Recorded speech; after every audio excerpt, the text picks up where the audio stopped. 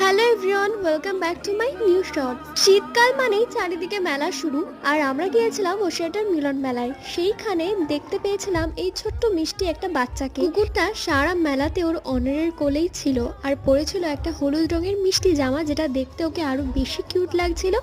আর কপালে ছিল একটা টিকা দেওয়া।